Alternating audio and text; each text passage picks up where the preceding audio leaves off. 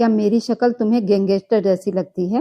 अब की बार उसने सख्त शब्दों में कहा था, मगर उसके लहजे में पहले जैसी खुरदरी धार नहीं थी। जैसे खुद को संभालते हुए उसका कॉन्फिडेंस थोड़ा सा लौट आया हो। अब मुझे डरा रहे हो? अगर आपने मेरे साथ कोई भी ऐसी वैसी हरकत की तो मैं सीधा जाकर प्रिंसिपल को सब बता दूंगी। फिर देखना आपको कॉलेज से कैसे बाहर निकाला जाता है। अपनी तरफ से काया ने पूरी हिम्मत जुटाकर प्रोफेसर तेजस को धमकी दी, जिसे सुनकर तेजस के होंठों पर दाएं गाल से एक टेढ़ी सी मुस्कान उभर आई। अच्छा, तो तुम मेरे खिलाफ जाकर प्रिंसिपल से कंप्लेंट करोगी? उसने ठंडे मगर डरावने अंदाज में कहा, फिर जोर से पकड़ा। मैं तुम्हें यहाँ से जाने दूंगा तब करोगी ना? उसकी मुस्कान में छुपी धमकी ने काया के दिल को सिहरने पर मजबूर कर दिया और उसे अपने शब्दों पर तुरंत अफसोस हुआ। नहीं नहीं, मैं किसी से कुछ नहीं कहूंगी, प्लीज मुझे अभी जाने दीजिए। इस बार उसने जल्दी से अपने सुर बदल लिए। जाने तो मैं तुम्हें दूंगा, मगर जब जब मेरा दिल मानेगा। ये कहते हुए तेजस ने उसका हाथ थाम लिया और उसे खींचकर वापस कमरे के अंदर ले गया, जहां पहले से एक आदमी मौजूद था। तुम फिर से इसे अंदर ले आए हो? सामने बैठा आदमी गुस्से से तेजस को देखते हुए बोला। ये भूत प्रेत है, अपने काम से काम रखो, तेजस ने उसके कान में धीमी सी कहा और काया को एक कुर्सी पर धक्का देकर बिठा दिया। दूसरा आदमी लैपटॉप पर तेजी से उंगलियां चलाने लगा। इस लड़की को यहाँ बैठाए रखना सही नहीं है। अगर इसने किसी से कुछ कह दिया तो हमारे लिए बहुत मुश्किल हो जाएगी, और कर्नल ना तुझे छोड़ेगा ना मुझे। सुरजीत ने तेजस को चेतावनी दी। मैं सब संभाल लूंगा यार, पहले कर्नल को क्लियर करो सब एरिया, तेजस ने तपते हुए लहजे में कहा।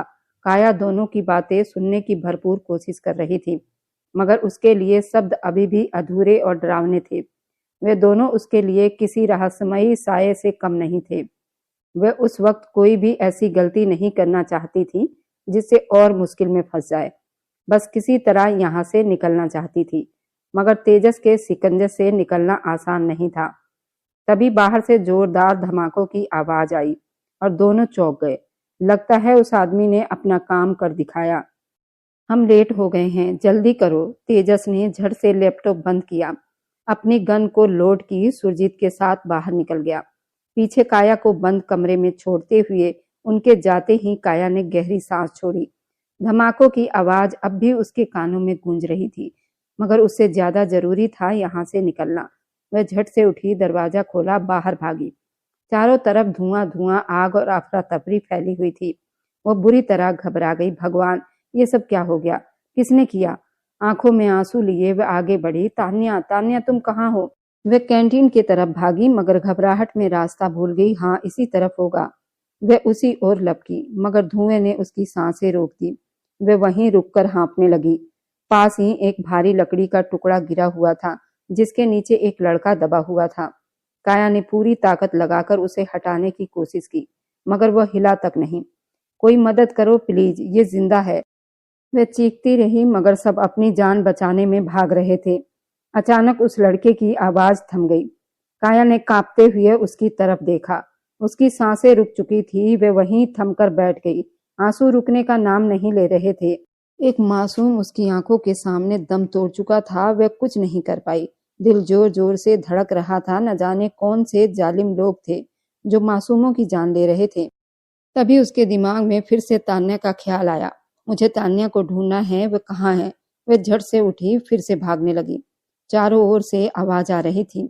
लाइब्रेरी, कैंटीन के बाकी एरिया सुरक्षित किए जा चुके हैं, मगर इन्हीं दो जगह पर सबसे ज्यादा छात्र थे और बहुत सारी जानें चली गई हैं। ये सुनते ही काया को लगा जैसे हवा कांप कर रह गई हो। नहीं नहीं, तान्या को कुछ नहीं हो सकता। वह दीवानों की तरह भागी और किसी से जोर से टकरा गई। सामने तेजस था। उसने उसे यूं भागते देखा तो रास्ता रोक लिया। आगे नहीं जा सकती हो, कंडीशन ठीक नहीं है, तेजस ने ऊंची आवाज में कहा। मेरी दोस्त वहां है कैंटीन में, वो मेरा इंतजार कर रही है, मुझे जाने दीजिए। काया रोते हुए चिल्लाई। तेजस अपनी टीम के साथ रेस्क्यू में लगा हुआ था, मगर इस वक्त काया को संभालना उसके लिए सबसे मुश्किल काम बन गया था। सुरजीत ने इशारा किया कि उसे यहाँ से हटा लो। वह नहीं चाहता था कि इस वक्त किसी की नजर उन पर जाए, क्योंकि वह खुद एक गुप्त मिशन पर थे। तेजस काया को खींचकर एक तरफ ले गया। तुम पागल हो, समझती क्यों नहीं हो? मैं मना कर रहा हूँ, वहां जाना खतरनाक है। इस वक्त तुम्हें घर जाना चाहिए। मेरी दोस्त, मेरी तान्या, वो मेरा इंतजार कर रही थी। काया बस यही बड़बड़ा रही थी, जैसे तान्या का नाम उसके दिमाग में अटक गया हो, वह कुछ सुन नहीं पा रही हो। मिल जाएगी तान्या, मैं उसे ढूंढ लूंगा, तेजस ने कहा और उसके दोनों गालों को थाम कर उसका चेहरा अपनी तरफ मोड़ लिया। काया बहुत ज्यादा डर चुकी थी। उसकी आंखों में आंसू और टूटता हुआ भरोसा साफ झलक रहा था। इसलिए तेजस को अपना गुस्सा पीना पड़ा। उसने बेहद नरमी से उसके माथे पर अपने होंठ रख दिए। वह पल छोटा था, मगर काया के दिल को जैसे किसी ने ढाल दे दी हो। कुछ नहीं होगा, मैं हूँ, मैं जाकर सब देख लेता हूँ, ठीक है? लेकिन तुम वादा करो, जिस गाड़ी में मैं तुम्हें बिठाऊंगा चुपचाप उसमें बैठकर घर जाओगी। उसकी आवाज धीमी थी, मगर शब्द सख्त थे। वह बच जाएगी ना? काया ने हिचकियों के बीच पूछा। हाँ, उसे कुछ नहीं होगा, बस तुम अब घर जा रही हो, बिना किसी आर्गूमेंट के, कहते हुए तेजस ने उसे अपने दोस्त के साथ भेज दिया और खुद फिर उस धुएं और आग और खतरे की तरफ लौट गया, जहां उसका फर्ज और उसका रहस्य उसका इंतजार कर रहा था। घर भेजकर वह खुद हादसे वाली जगह पर पहुंच गया, जहां इस वक्त हालत बेहद भयावह थे। कॉलेज, सोशल मीडिया और न्यूज चैनल, हर तरफ बस एक ही खबर चल रही थी कि कॉलेज के भीतर 2 जगह पर बम धमाके हुए थे, जिनकी वजह से कई मासूम जान चली गई थी। हर चेहरे पर डर, हर आंख में सवाल, हर दिल में एक अनकहा डर था। पुलिस और आर्मी के अफसर पूरी ताकत से हालात संभालने की कोशिश कर रहे थे, लेकिन एक छोटी सी चूक ने दुश्मनों को अपना मंसूबा पूरा करने का मौका दे दिया था। नुकसान इतना बड़ा था कि पूरे शहर में मातम सा छा गया था। उसी वक्त अपने कमरे में बैठी काया फूट फूट कर रो रही थी। उसकी आंखों के सामने बार बार तान्या की यादें घूम रही थी। कैसे तान्या उसे जबरदस्ती अपने साथ ले जाती थी, कैसे बिना उसके माने कैंटीन की तरफ कदम भी नहीं बढ़ाती थी। न जाने इस वक्त वो कहाँ होगी, किस हाल में होगी। काया बार बार तान्या को फोन कर रही थी, लेकिन हर बार फोन बंद जा रहा था। उसके पास तेजस का नंबर भी तो नहीं था कि उसे पूछ सके। उधर घर में टीवी चल रहा था। हर चैनल पर वही खबरें, वही चीखें, वही लाशों की तस्वीरें। सीमा देवी ऊंची आवाज में कह रही थी, भगवान ऐसे दुश्मनों को ऐसी मौत दे जिनका कोई धर्म नहीं होता, जो छोटे छोटे मासूम बच्चों की जान लेने से पहले एक पल भी नहीं सोचते। कभी कॉलेज में घुस जाते हैं तो कभी स्कूल में। पास बैठे शिवम की आंखें उठी और वह भी गुस्से से बोल पड़ा, ऐसे लोगों को भगवान 1 मिनट की भी मोहलत ना दे, जिनके अपने बच्चे होते हुए फिर भी वे दूसरों के बच्चों को बम के हवाले कर देते हैं। पूरे कमरे में सन्नाटा छा गया। किसी का भी गले से पानी उतरने का मन नहीं कर रहा था। तभी शिवम गंभीर आवाज में बोला कि मम्मी, मुझे कॉफी पिला दीजिए, मैं अपने कमरे में जा रहा हूँ। ये कहकर वह उठ गया। सब लोग हैरानी से उसे देखते रह गए। सीमा देवी भी चुपचाप किचन की तरफ बढ़ गई। कुछ दिन इसी तरह शोक में बीत गए। जिंदगी बाहर से तो फिर से चलने लगी थी, लेकिन काया की जिंदगी वहीं थम गई थी। उसकी बेस्ट फ्रेंड तान्या अब इस दुनिया में नहीं थी, और इस सच्चाई ने काया के दिल और दिमाग पर गहरा असर डाला था। कई दिनों तक वह तेज बुखार में पड़ी रही। इन दिनों नीनू उसका बहुत ख्याल रख रही थी। एक दिन नीनू ने आकर कहा कि काया दीदी, बाहर कोई आपसे मिलने आया है। काया ने कमजोर आवाज में कहा कि उसे अंदर भेज दो, या कह दो कि बाद में आए। लेकिन नीनू ने बताया कि उसे कुछ जरूरी काम है, इसलिए आपको ही बाहर आना होगा। मजबूरन काया उठी और बाहर आई। सामने तेजस को खड़ा देखकर वह चौंक गई। उसकी आंखों में हैरानी और दिल में अनजाना सा डर उतर आया। तेजस ने नरम आवाज में कहा कि वह कई दिनों से उसे कॉलेज में नहीं देख रहा था, इसलिए हालचाल पूछने आ गया। काया ने गुस्से में कहा, कॉलेज के हालत देखने के बाद क्या अब वहां पढ़ाई हो सकती है? तेजस ने कहा कि कुछ एरिया खोल दिए गए हैं। काया ने तंज कसते हुए पूछा, वैसे मेरी इतनी फिक्र क्यों हो रही है कि आप यहाँ तक आ गए? तेजस के जवाब से पहले ही शिवम वहां आ गया। उसने तेजस को देखते ही सख्त आवाज में पूछा, तुम्हें हमारे घर की लड़की की फिक्र क्यों है?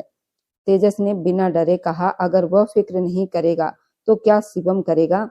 इस बात पर शिवम का दिल जोर से धड़क उठा।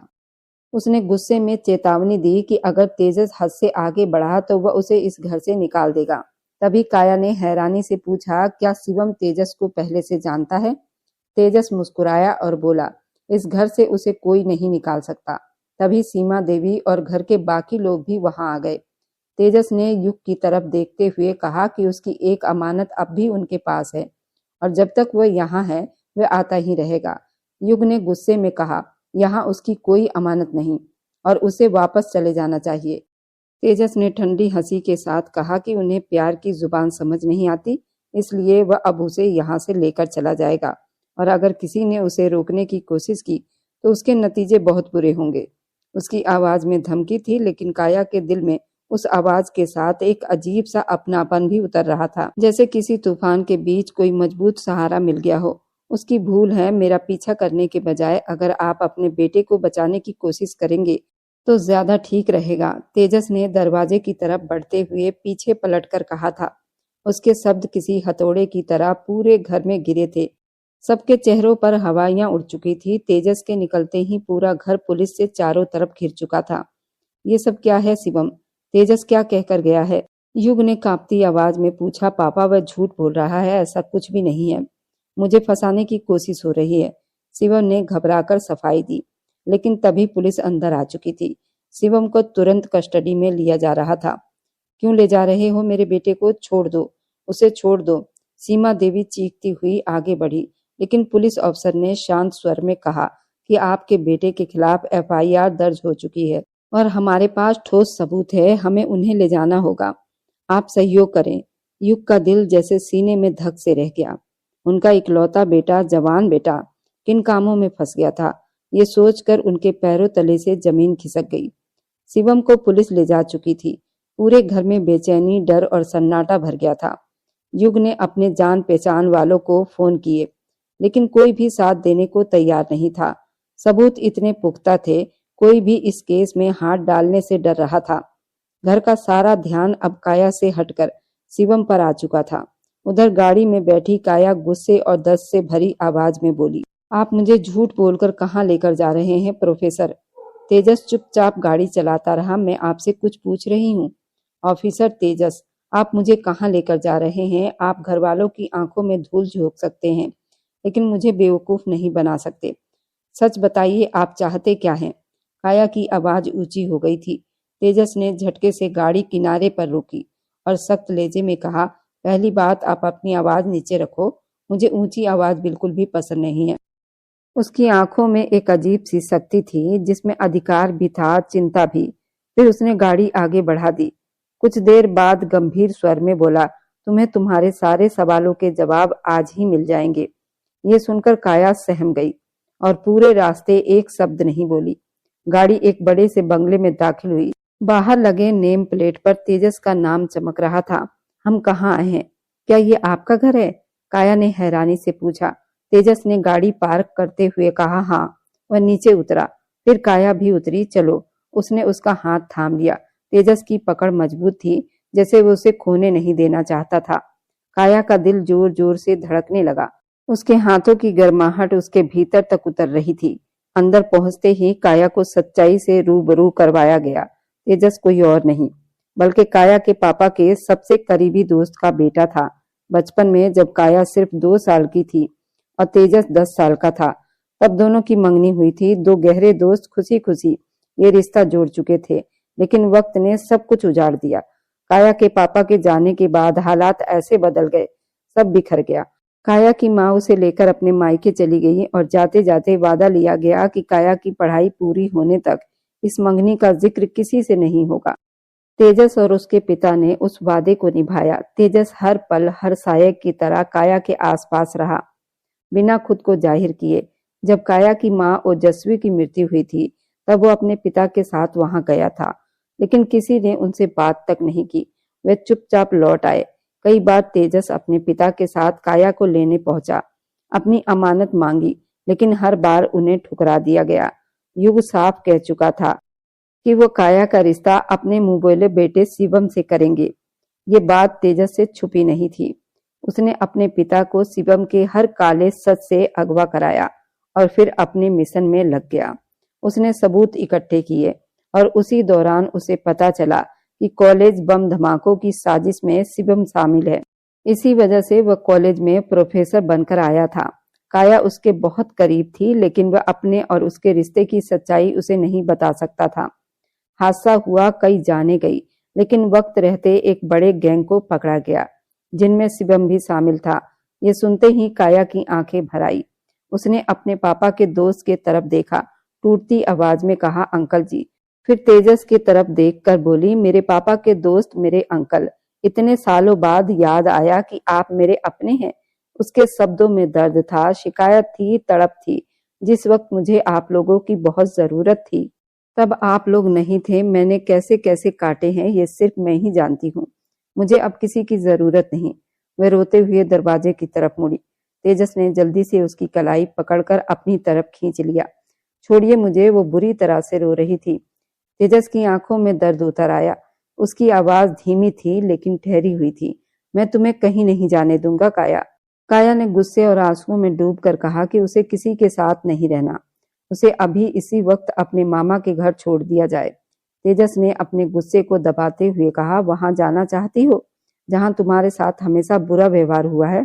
काया ने तंज कसते हुए जवाब दिया, ये तो पहले भी होता आया है, अब भी हो जाएगा। आपको क्यों इतनी मिर्ची लग रही है? उसी पल कमरे में सन्नाटा टूट गया, क्योंकि अंकल के फोन पर अचानक किसी की कॉल आने लगी थी। तो वे कॉल अटेंड करने के लिए दूसरी तरफ बढ़े। तेजस ने इसी मौके का फायदा उठाते हुए काया को अपने कमरे की तरफ ले गया। कमरे में जाते ही उसने दरवाजा लॉक कर दिया और उसकी कमर से खींचकर उसे अपने सीने से लगा लिया। काया खुद को छुड़ाने की नाकाम कोशिश कर रही थी, लेकिन तेजस की पकड़ बहुत मजबूत थी। वह उसे अपने सीने से लगाए आंखें मूंद कर कुछ पल यूं ही निहारता रहा। धीरे धीरे काया हार गई। उसके हाथ पैर ढीले पड़ गए, क्योंकि वह किसी भी हाल में उसका मुकाबला नहीं कर सकती थी। तेजस ने उसकी थकी हुई सांसें और कांपते शरीर को महसूस किया। फिर आंखें खोलकर उसका चेहरा देखने लगा, जो आंसुओं से तर था। आई एम सॉरी, मेरे किसी भी व्यवहार से तुम्हें तकलीफ पहुंची हो तो।